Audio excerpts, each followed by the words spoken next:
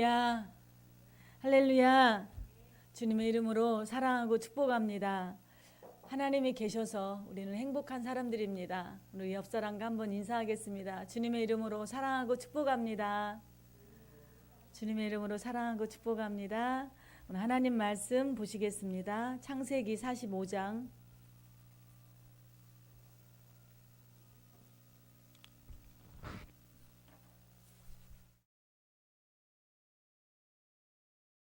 15장 3절부터 8절.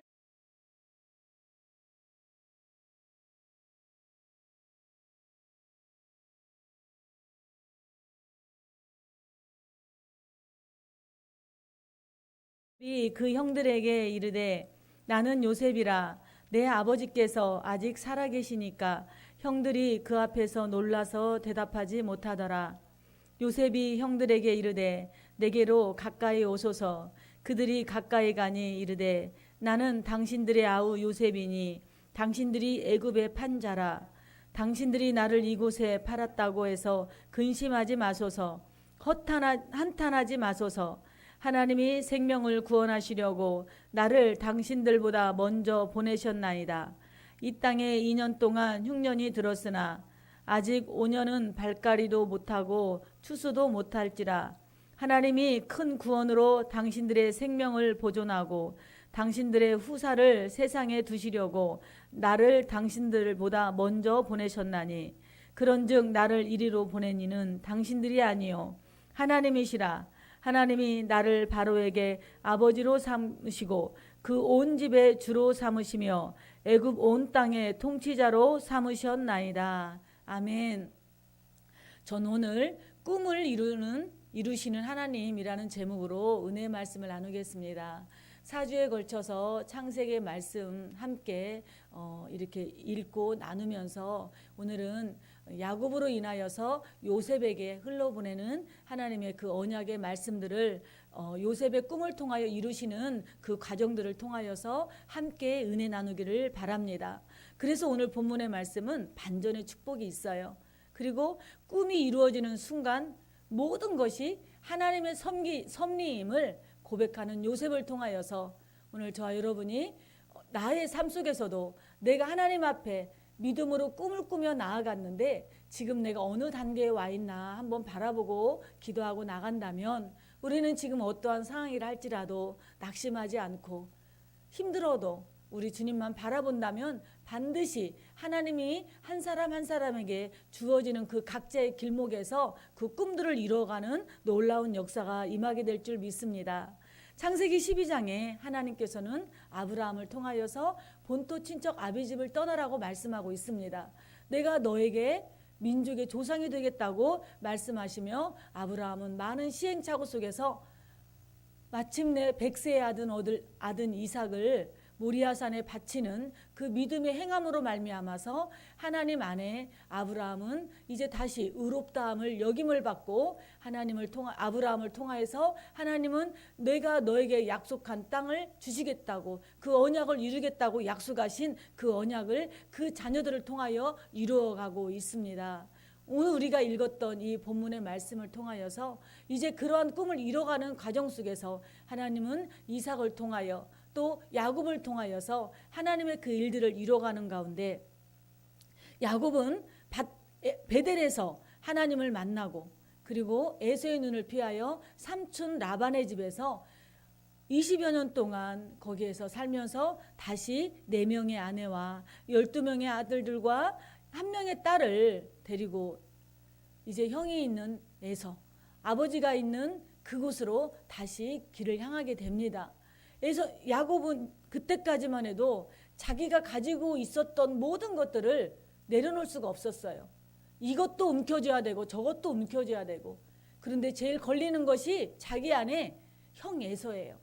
잘못한 것이 있기 때문에 어찌를 알지 못하는 그 마지막 길에서 하나님께서는 약복강에서 이제 야곱을 다시 만나 주십니다.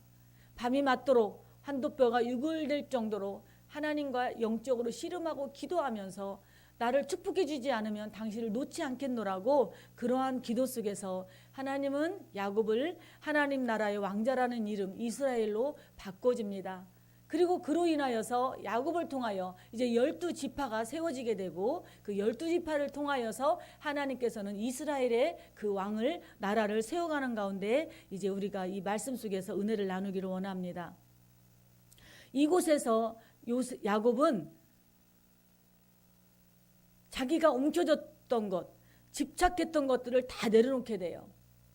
다 내려놓고 이제는 다 내려놓고 마음을 비우게 돼요. 그 모습을 바라보는 형 에서의 마음을 하나님은 그때 역사하십니다. 그리고 그 에서의 마음에 완악했던 마음, 원수 갚겠다, 억울했다, 분했다 하는 그 마음을 하나님의 성령께서는 만져주십니다.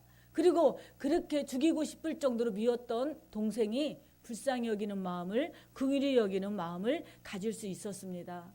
오늘 저 여러분의 삶 속에서 힘들고 어려운 일들이 있을 때, 억울하고 답답하고 분한 일이 있을 때 사람의 마음으로, 사람의 생각으로, 사람의 그런 어떤 행동으로 우리는 풀려고 하지만, 그러나 믿음의 사람들, 하나님의 택함 받고 하나님께서 이끌어 주시는 우리의 삶 속에서는 그 모든 것들을 하나님이 주관하고 계신다라는 것을 깨달으시기를 바랍니다.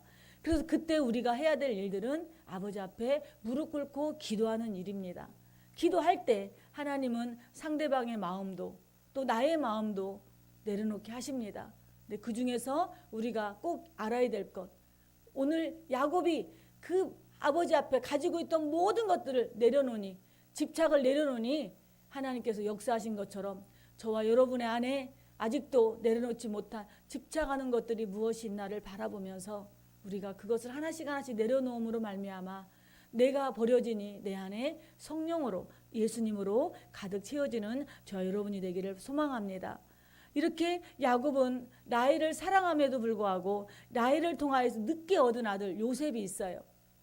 요셉을 너무너무 사랑한 야곱은 자기도 모르게 요셉을 다른 형제들과 다른 자녀들과 편애하기 시작을 합니다. 그리고 다른 형제들은, 다른 아들들은 다 양치는 목동으로 갔을 때 요셉은 아버지 품 안에서 채색 옷을 입고 색동옷을 입고 편하게 있었습니다. 그리고 거기에다가 요셉은 또 꿈을 꿉니다. 꿈을 꾸면서 37장, 창세기 37장 7절부터 11절까지 꿈 얘기를 하는 거예요. 내가 꿈을 꾸니 곡식단들이 다 나에게 절하더이다. 내가 꿈을 꾸니 해와 달과 별들이 나에게 절하더이다. 그랬을 때 안 그래도 형들이 요셉이 미워 죽겠는데 꿈을 꾸니 이제는 형들이 자기한테 절하는 꿈, 이제는 더 나아가서 엄마 아버지까지 자기한테 절하는 꿈을 꿨다고 말을 합니다. 그렇기 때문에 그런 것이 더 미움을 사게 되고, 우리가 이제 알다시피 형들에게 먹을 것을 갖다 주는 아버지 심부름을 통하여서 기쁜 마음으로 만난 형들에게 요셉의 삶은 이제 완전히 반전으로 이어집니다. 형들은 요셉을 죽이려고 하는 그 요셉을 죽일 필요가 있냐. 그냥 마침 거기 미디안 상인이 가고 있는데 저들에게 얘를 팔자 하면서 아버지에게는 양의 피를 묻혀서 동물에게 찢겼다고 거짓말을 하면서 요셉은 그렇게 이제 미디안의 상인 이스마엘의 그 상인을 통하여서 애굽으로 노예로 팔려가게 됩니다. 그 노예로 팔려가면서 하나님께서는 이 요셉을 어느 가정에, 보디발의 가정에 이제 노예로 팔려가게 되고, 거기에서도 하나님이 요셉과 함께함으로 창세기 39장 2절부터 4절의 말씀을 보니까 하나님이 요셉과 함께함으로 그 가정의 모든 것들이 형통하게 되었다고 말씀하고 있습니다. 그렇게 용모단정하고 반듯한 그 요셉을 통하여 보디발의 아내가 계속 유혹하는 것을 정말로 단호하게 뿌리치고, 그 뿌리침으로 인하여 애매하게 억울하게 감옥에 갇히게 됩니다. 그런데요, 하나님께서는 감옥에 갇힌 요셉에게 또 다른 축복의 장소가 되도록 그 일을 열어놓고 계셔요. 우리가 말씀을 다, 앞과 후를 다 알기 때문에 우리가 이것을 쉽게 설명할 수 있지만 정말 얼마나 막막했겠어요. 이게 나에게 무슨 일일까? 왜 고난이 이렇게 겹칠까? 내가 정말 하나님을 바라보고 최선을 다하여 열심히 살고 있는데 왜 나에게 또 이렇게 어려운 일들이 일어날까? 내 잘못으로 인한 어려움이 아니라 나하고는 아무 상관없이 타인을 통하여서 내가 그러한 억울한 일을 당했을 때 우리는 누구나 우리는 그때 하나님을 원망할 수밖에 없습니다. 그러나 성경은 요셉이 하나님을 원망했다는 내용이 나오질 않아요. 늘 하나님을 신뢰함으로 요셉은 보디발의 가정에서도 주인의 기쁨을 주고 다른 사람들에게도 요셉이 있는 그곳에 함께하는 이유로 축복의 통로를 열어갔던 요셉에게 하나님께서는 이제 감옥으로 향하게 됩니다. 그때 보디발의 가정에서 거의 한 10여 년을 이제 가정 총무로 있게 돼요. 그래서 요셉은 어느 정도 이제 애굽에 대한 그런 상황들을 다 알고 있었고 굉장히 지혜롭고 총명한 사람이었습니다. 그런데 그 요셉이 이제 감옥 안에서 하나님께서는 다시 그 꿈을 이루기 위하여서 고난을 주시고 훈련하게 시작을 합니다. 17세의 나이에 한순간에 노예로 전락했던 요셉. 그러나 그 요셉 안에는 하나님이신 꿈이 있었어요. 그 꿈이 있었기 때문에 요셉은 그러한 모든 상황들을 이기고 나아갈 수가 있었습니다. 그리고 그 꿈을 향하여 가는 그 요셉에게 때로는 터널같이 때로는 굴속같이 답답했던 그러한 시간들이었지만 하나님은 거기에서 어느 날 떡 맡은 장관과 술 맡은 장관 애굽 왕 바로 왕의 궁전에서 그렇게 큰 일을 감당하는 두 사람이 죄수된 몸으로 감옥에 들어오게 됩니다. 감옥에 들어온 그들이 어느 날 꿈을 꾸는데 한 사람은 복직되는 꿈을 꿨고 한 사람은 처형당하는 꿈을 꾸게 되어서 요셉은 이제 그 꿈을 해몽해 주기 시작을 합니다. 그리고 처음으로 요셉은 그들에게 말합니다. 복직돼서 가거든 나를 기억해 달라고, 나를 얘기해 달라고. 그리고 나서 그 복직된 그 술장가는 2년 동안 야곱의 일을 까마득히 잊어버리고 있어요. 2년 후에 이제 바로왕의 그 꿈을 통하여서 요셉이 드디어 마침내 애굽으로 가는 그런 길이 있습니다. 오늘 사랑하는 우리 모두가 정말 하나님의 은혜 가운데서 하나님의 때가 있다라는 거예요. 근데 그 때가 언제일지는 우리가 모르지만 우리가 그 때를 앞서가기도 하고 또 더 늦춰지기도 하는 이유는 하나님이 우리를 단련하신다라는 것이에요. 우리를 훈련하실 때 그 하나님의 훈련 속에서 빨리 훈련에 참여하고 빨리 습득하고 나를 집착을 내려놓고 하나님을 바라본다면 하나님께서는 알파 오메가가 되시고 우리의 처음과 나중을 아시는 분이시기 때문에 모든 것을 하나님의 뜻 안에서 이루어집니다. 바로 그것이 기도입니다. 우리가 기도하고 나갈 때 하나님은 함께하여 주시는 줄 믿습니다. 오늘 이렇게 요셉의 꿈이 이제 이루어지는 그런 상황 속에서 2년이라는 그 감옥 안에서 시간은 요셉을 하나님은 더욱더 내려놓게 하고 낮아지게 하는 훈련을 시킵니다. 그리고 바로왕의 꿈을 통하여 7년은 큰 풍년이 들 것이고 또 7년은 그 세상의 어느 때보다도 더 큰 무시무시한 흉년이 들 것이라는 그 말씀을 꿈을 해몽해 주면서 요셉은 마침내 국무총리의 자리로 오르게 됩니다. 그런데 성경 어느 곳에도 요셉이 국무총리의 자리에서 누군가를 무시하거나 권력을 휘둘리게 하는 상황이 나오질 않아요. 끊임없이 요셉은 겸손하게 하나님을 섬기듯이 나아갑니다. 바로 요셉의 그 모습 속에서는 아버지 요셉이 하나님을 섬기는 모습과 또 할아버지 이삭의 그 모습 속에서 올곧이 자라남도 있겠지만 더 나아가서는 13년 동안이라는 그 훈련의 과정 속에서 하나님은 요셉의 마음을 만들어 주셨다라는 것입니다. 여러분의 삶 속에서 우리는 모두가 다 간증을 열어놓자면 우리의 삶 속에서 힘들고 어려운 일들이 다 많이 있어요. 그런데 그때마다 하나님을 바라본다면 하나님의 섭리 안에 있다는 것을 우리는 뒤늦게 깨닫게 되는 줄 믿습니다. 이러한 가운데 드디어 이제 가나안에 살고 있는 그곳에도 기근이 찾아왔어요. 그리고 그 형들이 이제 애굽으로 곡물을 사러 오게 됩니다. 너무나 긴 이야기들이기 때문에 제가 이야기식으로 그냥 풀고 나갑니다. 오늘의 말씀은. 요셉은 형들이 한 몸에 한 눈에 형들인 것을 알아차렸어요. 그리고 자기의 동생을 낳다가 죽은 엄마로 인하여 그 동생이 늘 눈에 밟혔던 베냐민 동생이 너무나 보고 싶은데 그 동생은 오지 않자 형들을 이하여서 그 동생이 있지 않냐? 동생을 데리고 와라. 그리고 나중에 동생이 왔을 때 그 주머니에 은잔을 놓고 어찌하든지 그 베냐민을 자기 곁에 두려고 하면서 그 형들을 잠깐 테스트해봤던 그 요셉의 시간 속을 통하여서 하나님의 그 세밀한 또 요셉이 힘들고 아파했던 그 요셉의 그 마음들이 오늘 창세기 성경 말씀에는 고스란히 남아 있습니다. 그러다가 아버지가 살아있다는 소식을 듣게 되고 동생의 얼굴을 보게 되면서 이제 요셉은 형제들에게 자기가 요셉이라는 것을 오늘 우리가 읽었던 본문의 말씀을 통하여 밝히게 됩니다. 요셉이 그 형들에게 이르되 나는 요셉이라. 내 아버지께서 아직 살아계시니까 형들이 그 앞에서 놀라서 대답하지 못하더라. 요셉이 형들에게 이르되 내게로 가까이 오소서. 그들이 가까이 가니 이르되 나는 당신들의 아우 요셉이니 당신들이 애굽의 판자라라고 얘기를 해요. 얼마나 형들이 이제까지 살면서 얼마나 힘들었겠어요.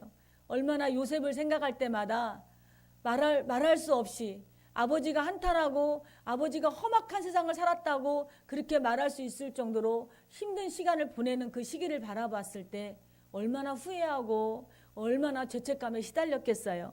그런데 요셉은 오늘 형들 앞에 당신들이 애굽의 판자라, 내가 그 요셉이라고 말하고 있습니다. 그러면서 5절에 당신들이 나를 이곳에 팔았다고 해서 근심하지 마소서, 한탄하지 마소서. 하나님이 생명을 구원하시려고 나를 당신들보다 먼저 보내셨나이다.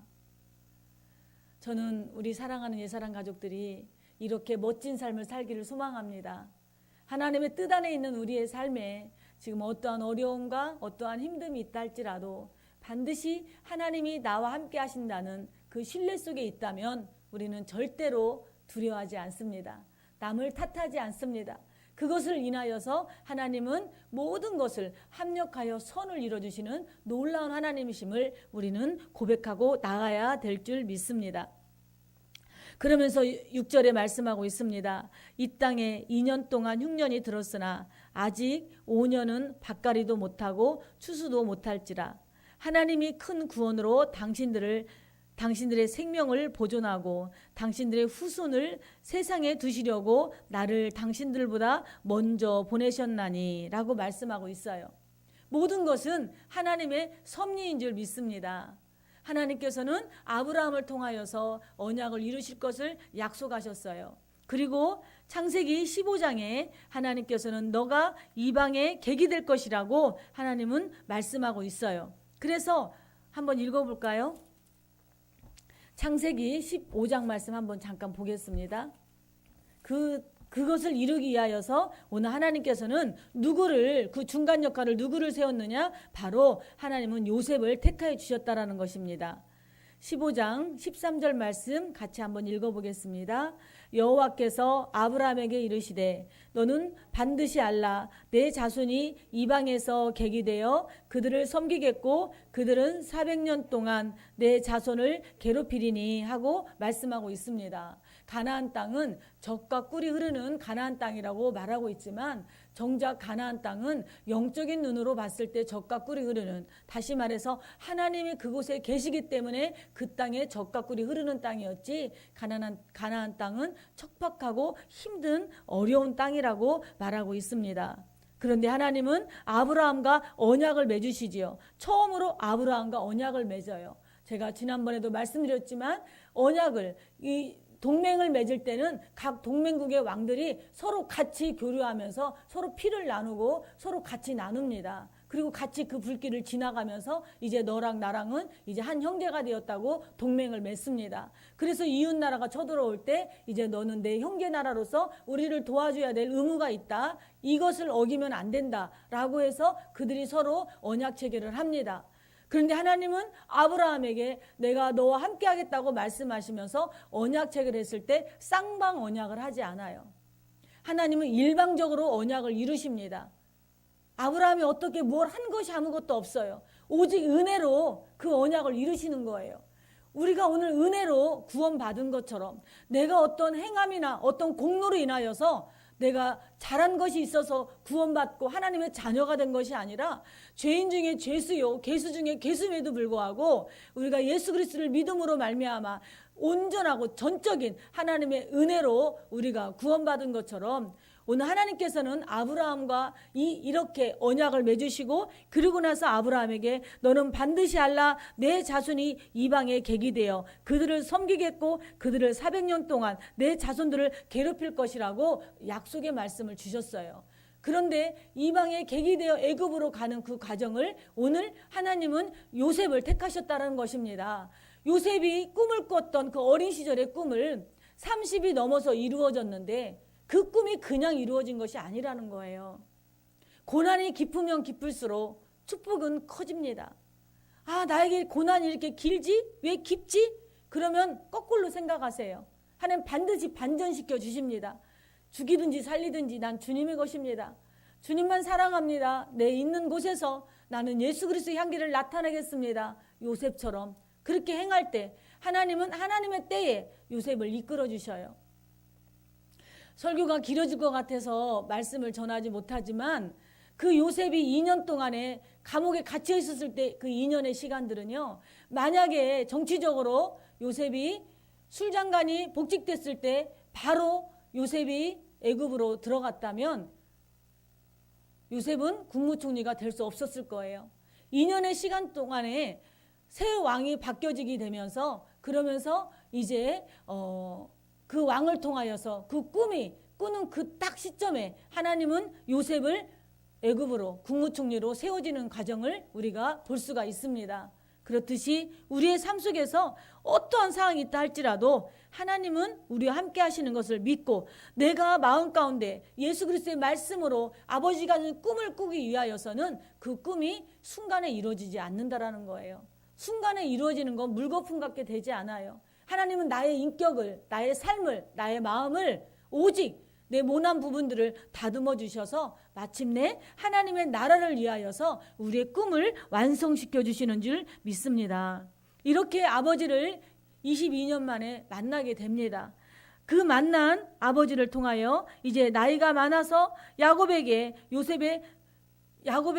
나이가 많아서 병든 야곱에게 요셉이 이제 두 아들 므낫세와 에브라임 두 아이들을 데리고 아버지한테 찾아갑니다.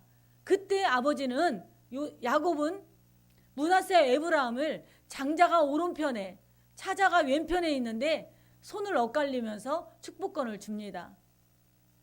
레위 지파를 빼고 11명인데 12지파를 세워지기 위하여서 이제 그곳에 에브라임과 이제 므낫세 두 지파가 세워지면서 하나님은 마침내 요셉의 가정을 통하여서 갑절의 축복을 부어주는 것을 볼 수가 있고 야곱은 12자녀들에게 므낫세와 에브라임 두 자녀를 자기의 아들로 48장 5절에 자기의 아들로 삼으시면서 12지파를 완성해 나갑니다. 그리고 그 12지파 한 자녀마다 야곱은 죽기 전에 그들에게 마음껏 축복을 해주십니다. 그리고 이제 이스라엘이 12지파를 통하여서 이스라엘이 온전한 하나님의 나라로 세워지는 것을 우리가 볼 수가 있습니다. 인생 전체를 통하여서 깊은 시련을 겪으며 믿음의 사람으로 성숙해진 야곱의 삶이 마지막을 앞두고 이 아들들을 축복해 주는 것이에요. 마지막으로 야곱은 자신을 가나안 땅 막벨라 굴 옆에 장사 지낼 것을 유언으로 남기고 12에게 돌아갑니다. 끊어질 듯 이어지는 하나님의 약속이 야곱의 12아들에게 오늘 전수되게 됩니다. 야곱의 장례는 애굽의 국장으로 치러져요.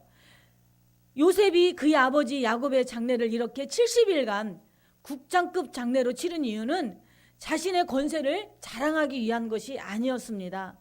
야곱의 온 가족들은 물론 모든 애굽의 만조 백관들이 함께 가나안으로 야곱의 장례를 치르러 가는 일은 히브리인들에게나 애굽 사람들에게나 한 가지 중요한 사실을 각인시키기 위함이었다라는 것입니다. 바로 즉 히브리인들은 애굽에서 영원히 머물러 살 것이 아니라 언젠가는 가나안으로 돌아갈 사람들이라는 것을 예지하고 있는 거예요. 그래서 이것은 곧 출애굽의 예행 연습이라는 거지요. 그리고 막벨라굴은 바로 헤브론에 있습니다. 그런데 하나님께서는 헤브론을 향하여서 거기에서 어떠한 장소로, 화해의 장소로 하나님이 헤브론을 사용하십니다.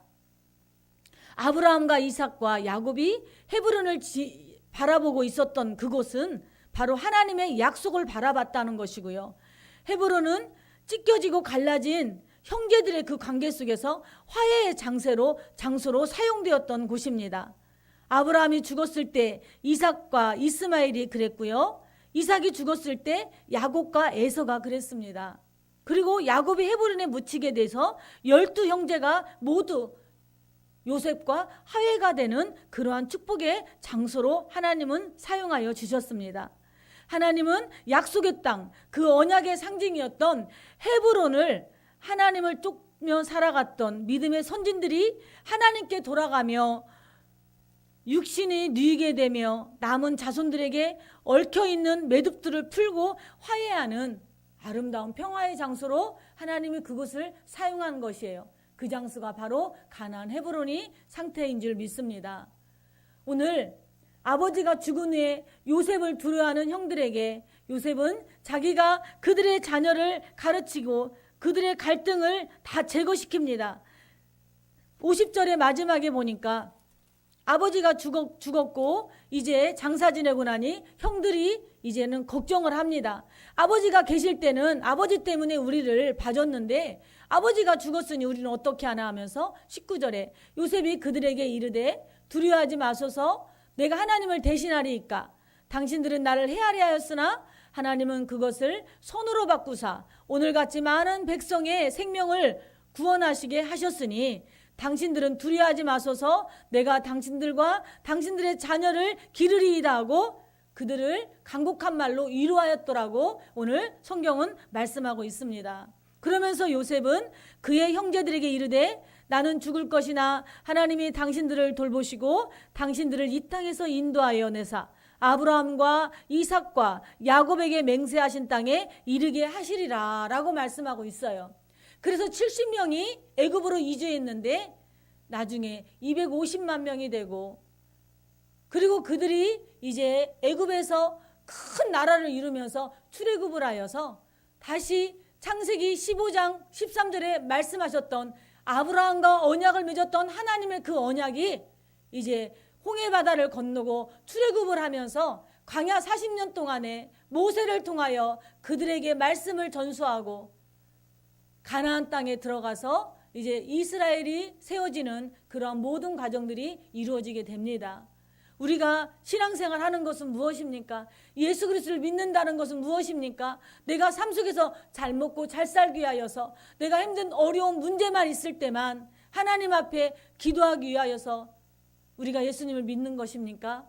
아닙니다. 오늘 하나님께서는 저 여러분에게 아브라함의 언약을 이루게 하기 위하여서 한 사람 한 사람에게 하나님의 나라를 세워주시고 있는 줄 믿습니다.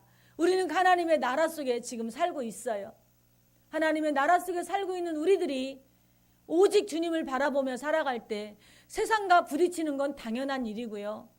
그리고 우리 예수 믿는 우리들이 세상과 하나가 될 수 없는 이유가 바로 이곳에 있습니다. 그래서 하나님은 이 땅에서 우리들을 통하여서 나를 통하여서 그 하나님의 나라를 넓히고 확장하기를 원하여 한 영혼 한 영혼에게 예수 그리스도의 십자가의 보혈의 피를 전하기를 원합니다.